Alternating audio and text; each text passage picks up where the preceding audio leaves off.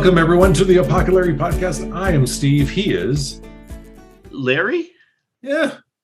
Yeah, Larry tonight. I say that asking a question. Yeah. I wasn't sure if I wanted to be doctor tonight. I'm not sure. I'm happy with Larry. Okay. I'm happy with Larry, too. Well, we do have Larry coming at my school. So. Oh, I thought I was going to get in trouble for that comment. Anyway, folks. Well, Lynn hasn't heard it yet. Yeah, that's true. That's true. Biding my time. Folks, we've missed you. It's good to be back amongst you. I can't see those of you on the other side of the podcast medium, but yes, Larry and Steve has been in the Emerald Isles. No. Dude, no, don't go there. Don't go there. That was totally intentional. Don't go there. Pray for the greening. like one of our favorite comedians, Danny Boy, says. So you know the difference between a Scotsman and an Irishman, right? Here's how they sound. A Scotsman, hello, how are you? An Irishman, deely deely dee potatoes. Do you hear the difference?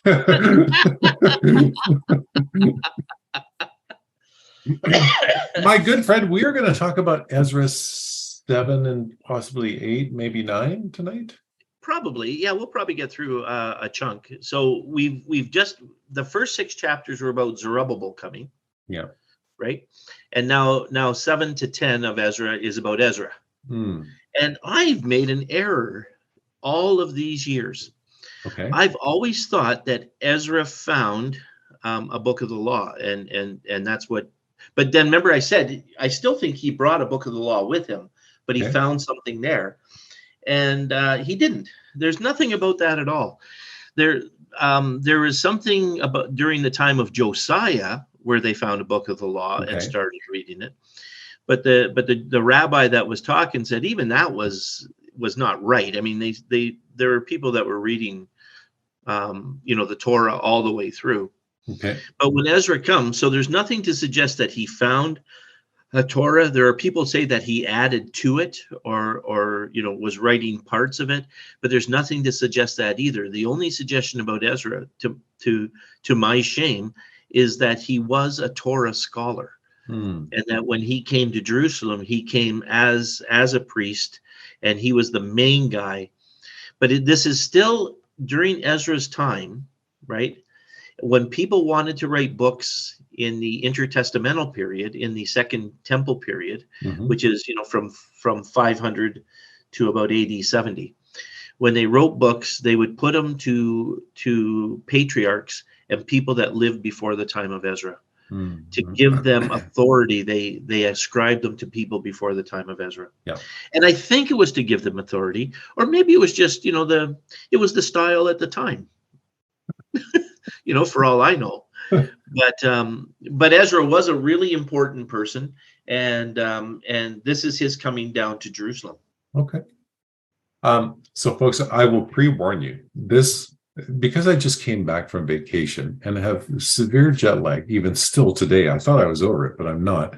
I'm not going to read names and things that I cannot figure out how to pronounce. I'm just going to skip right through them. And Larry and I have agreed on this, and we've made a solemn pact. So let's start at Ezra 7. We'll kind of skip through this, and then we'll let Larry dispense wisdom on us. Ezra 7, starting at verse 1. After these things, during the reign of Artaxerxes, king of Persia, Ezra, son of Shariah, son of, and then it goes on and on and on and on and on. To the son of Uzi, which we've talked about. If you're into gun control, there's a mention for you. Again, son and son and son and son. Who? Oh, you have to say Phineas, though. You can say Phineas. Phineas, Eleazar, and the son of Aaron. So it's giving a lineage for Ezra, right, at this point in time.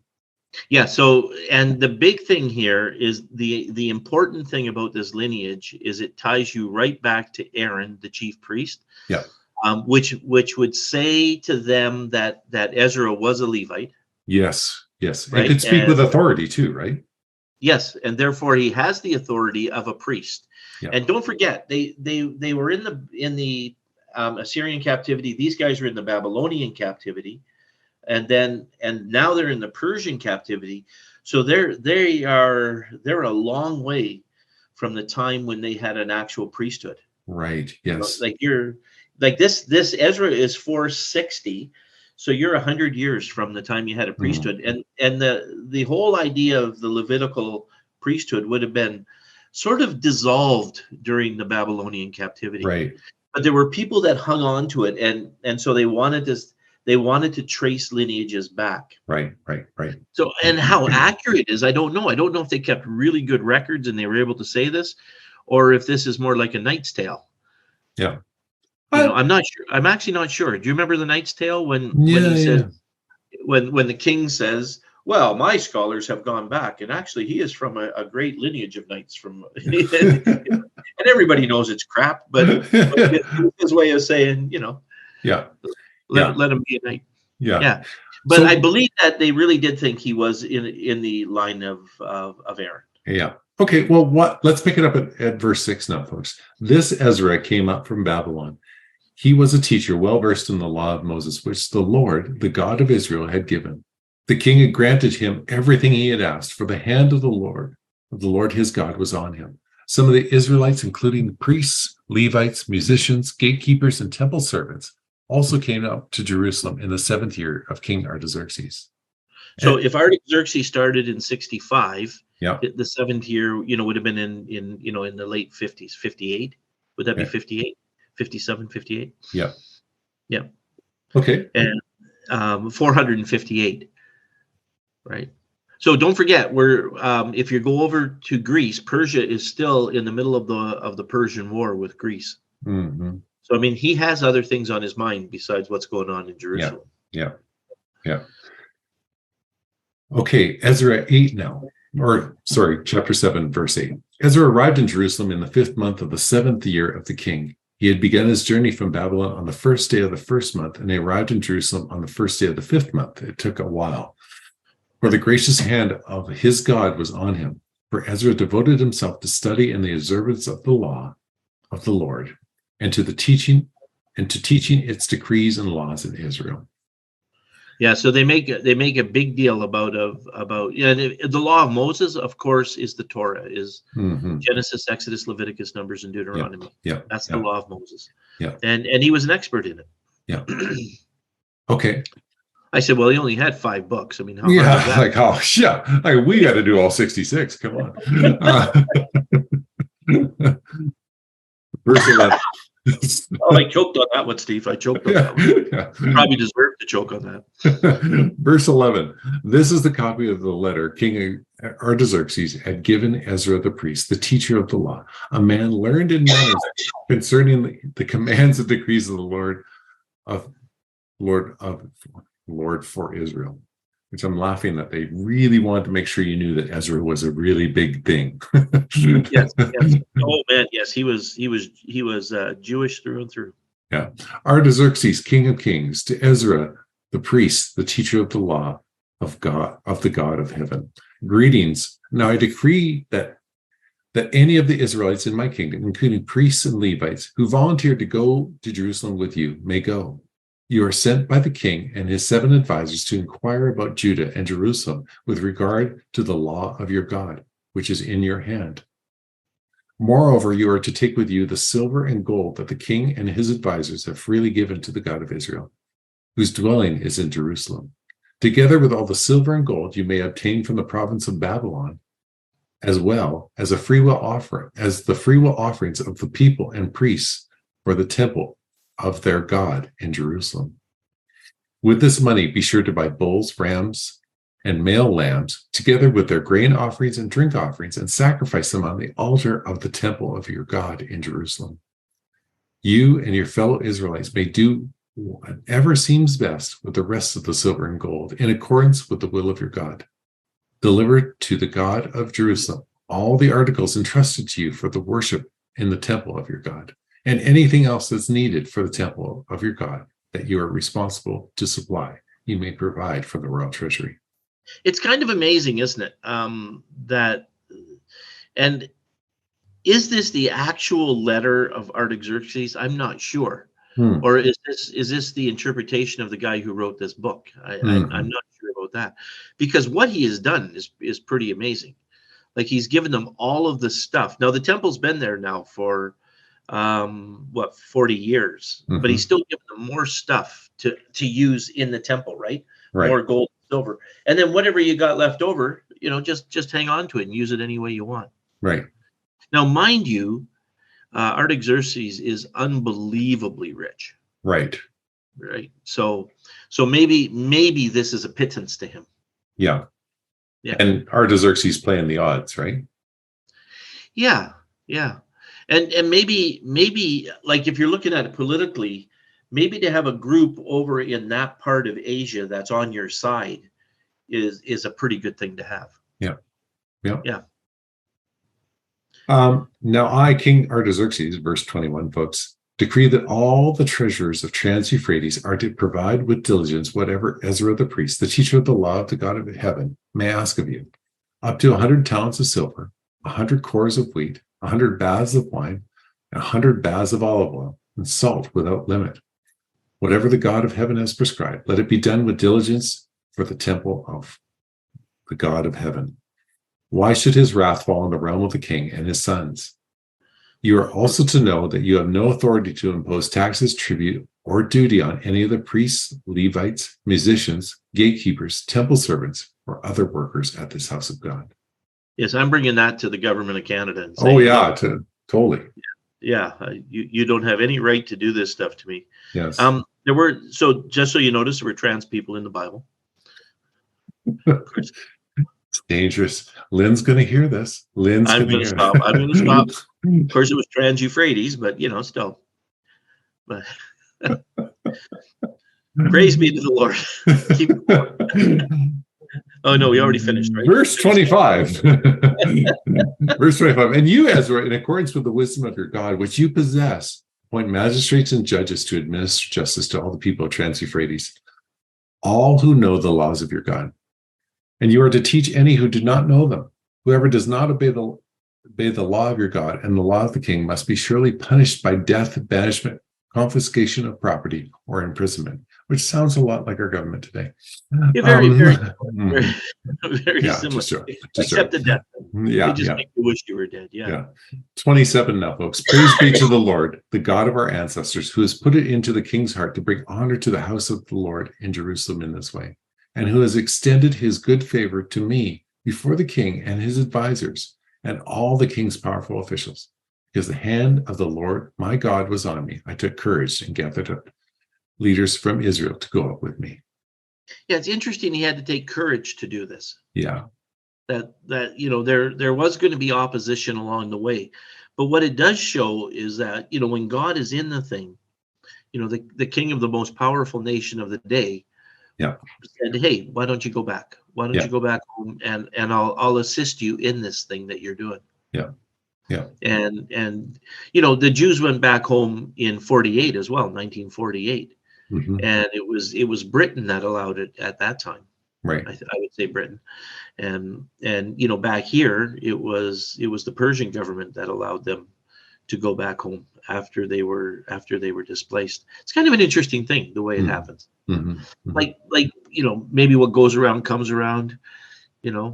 How many times have they been displaced from their land and had to go back, right? Right. Well, twice.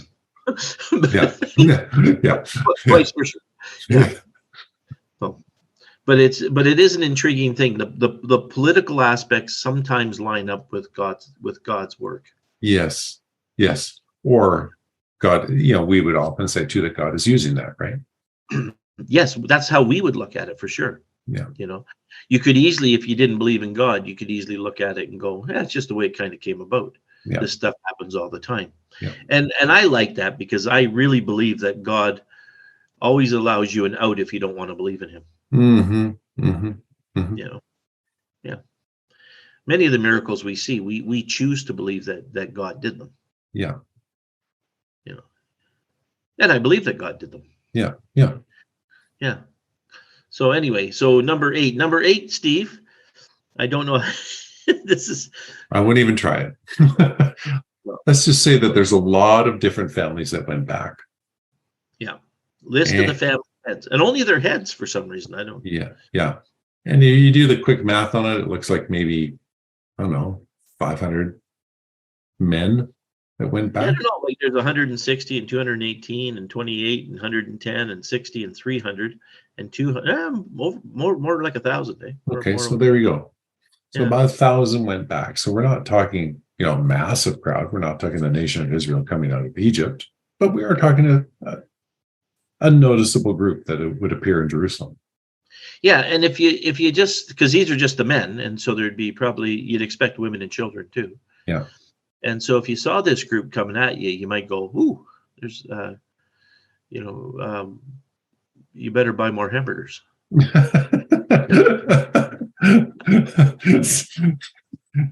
Yeah, it's not. I don't think we got enough food here. I just don't think we got it.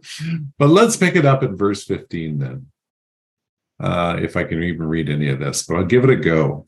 The return to Jerusalem. I assembled them at the canal that flows towards Abha, and we camped there 3 days. I checked among the people and found no I checked among the people and the priests and found no Levites there. So I summoned a bunch of folks who were leaders and other folks who were men of learning, and told them to go to Iddo, the leader in Kapasha. Anyway, I told them what to say to Iddo and his fellow Levites, the temple servants, so that they might bring attendance to us for the house of our God. It all sounds like Japanese food to me. But Yeah, it does. A little bit does. Because of the gracious hand of our God was on us, they brought us Sherebiah, a capable man from the descendants of Malai, son of Levi. That's a good reason to read that, because he's the son of Levi, the son of Israel, and Shelbah's sons and brothers, 18 in all.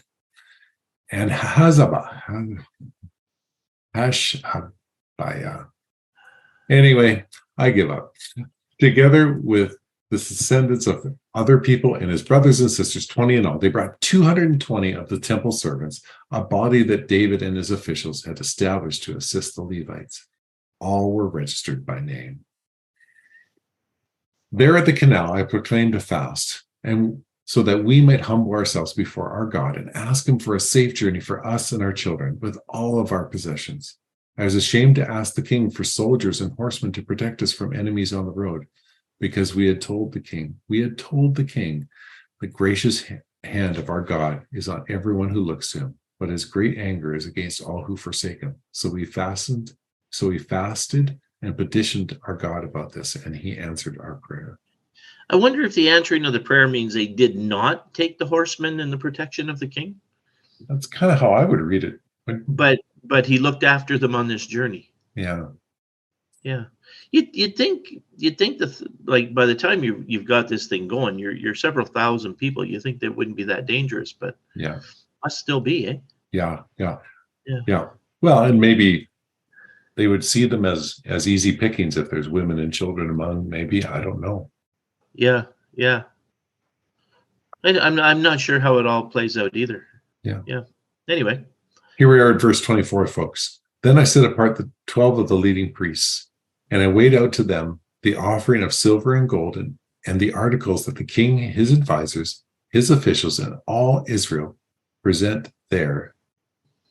And all Israel present there had donated for the house of our God. I weighed out to them 650 talents of silver articles weighing 100 talents, 100 talents of gold, 20 bowls of gold valued at 1,000 darics, and 2 fine articles of polished bronze, as precious as gold. I said to them, you are to take these articles that are consecrated, you as well as these articles are consecrated to the Lord. The silver and gold are a freewill offering to the Lord, the God of your ancestors. Guard them carefully until you weigh them out into the chambers of the house of the Lord in Jerusalem before the leading priests and Levites and family heads of Israel. Then the priests and the Levites received the silver and gold and the sacred articles that had been weighed out to be taken to the house of the Lord, the house of our God in Jerusalem. On the 12th day of the first month, we set out from the canal to go to Jerusalem. The hand of our God was on us, and he protected us from enemies and bandits along the way. So we arrived in Jerusalem, where we rested 3 days. And there you go. That was the protection of God from enemies and bandits. Yeah. Along the way. So there, I guess there'd be bandits would harass you, right, and sneak Mm. into your camp and steal stuff, Yeah. and enemies would attack you. I don't know who the enemies were necessarily, because this whole area belonged to Persia. But but didn't we say from, depending on where they were in Persia, it could be 900 kilometers Hmm. if they went from Baghdad to Jerusalem. Yeah. It could be quite a journey, right? Yeah. Yeah. I thought it was going to be really close, but no, they went a long way. Well, Yeah. what did they say? They were 4 months going there? It says there were 4 months going there. Yeah. Yeah. Wow. It's quite a trip. That's longer than your trip to Scotland. Yeah. Verse 35, folks. Then the exiles who had returned from captivity sacrificed burnt offerings to the God of Israel: 12 bulls for Israel, 96 rams, 77 male lambs, and as a sin offering, 12 male goats. All this was a burnt offering to the Lord. They had also delivered the king's orders to the royal satraps and to the governors of Trans-Euphrates, who gave them assistance to the people and to the house of God. And satraps are high stationed administrators, is what they are. Okay. They're not like problems in your golf. I I think we should stop there, because we don't want to get into this whole thing about intermarriage today. I don't. Okay. think. Yeah. And we'll do 9 and 10 tomorrow, or the next time. Okay. So it's intriguing, isn't it? Like, there wasn't much I could jump in and say much about it. You're just kind of, it's the kind of story, it's fairly self-explanatory. Yeah. Yeah. Ezra, God. huh? Go ahead. Well, I was just going to say, God is calling this group back. Ezra's an important guy. He knows the law, but he's taken a whole bunch of good people with him. Yeah. Yeah. And this is, what we're probably almost 80 years after Zerubbabel, right? Zerubbabel started it. They rebuilt the temple. Haggai talked about all of that stuff, and now Ezra has come, and he's doing more. There's going to be a cleansing coming that my Jewish author that I was reading thinks is really inappropriate. That they did not do what they were supposed to do. And yet when I read it in scripture, it sounds like he did exactly what he was supposed to do. It's kind of a weird little thing.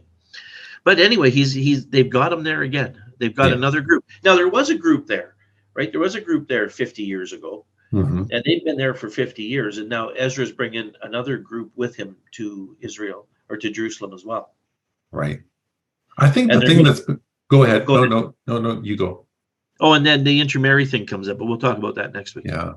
I think the fun thing that's been for me as you and I have gone through this, and you've led us through this, is I think people tend to think that those two events, why did I just forget who preceded Ezra? Zerubbabel and Nehemiah, even, right? We tend to see those as parallel events when they're not parallel events. No, Nehemiah is a little closer. Like, his is the next book, and he's coming in. Ezra's still there when Nehemiah is there, but Zerubbabel, I think, is either a really old man or he's gone. Yeah. Right? So you've got this kind of, they're almost in series rather than parallel at that point, right? Yeah. So, and probably until we read this, most people didn't even know there was a guy named Zerubbabel that was involved at all. Yeah. All that people talk about are Ezra and Nehemiah. Yeah. Yeah. Yeah. So this is my shout out to Zerubbabel. Yeah, well, this is your opportunity to write a book on Zerubbabel. Yeah. As soon as I learn how to spell it, I'm gonna. Yeah. Well, they've written every book known to man on leadership for Ezra and Nehemiah. Now you've got your opportunity to, Oh. The Zerubbabelian. Yeah. Leadership method. Lucky Larry's book of leadership with Zerubbabel.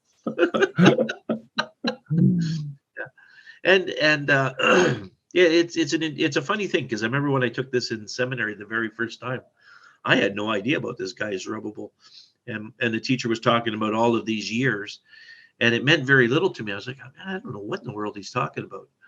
But now you realize, there was a lot. There are a lot of little pieces that pull this stuff together. Yeah. And when you look at it, you look at it, like you said, like it's as if it's all one thing, but it's not at all. Not even close. Yeah. And he didn't find a book of the law, which really disappoints me, because I've talked about that for a long, long time, and all of a sudden, oh man, I can't find it. I was looking it up. I was doing searches. Where's Ezra finding the book of the law? Oh, he never did. They cheated me on that one. Yeah. Come on. And I'm certain it was a teacher in seminary that told me that. Yeah. Yeah. So. Oh, well, my friend, thank you for that. That's again, we've set the table for again a little turn that's going to come in Ezra, because he, like Larry said, he's going to turn and start talking about intermarriage. And this is kind of an interesting point that we've got to, but we had to set the table of this whole group coming back. So thank you so much, my friend. That was great. Folks, like we said at the start, it's so good to be amongst you again. It was so good to just come and just look at God's word again. We look forward to the time when we can be back together in a week's time, when we'll go through Ezra 9. It's 9. Yeah. And so if you want to do some pre-read on that'd be kind of cool. But until then, I was Steve, he was Larry, and this was the Apoco.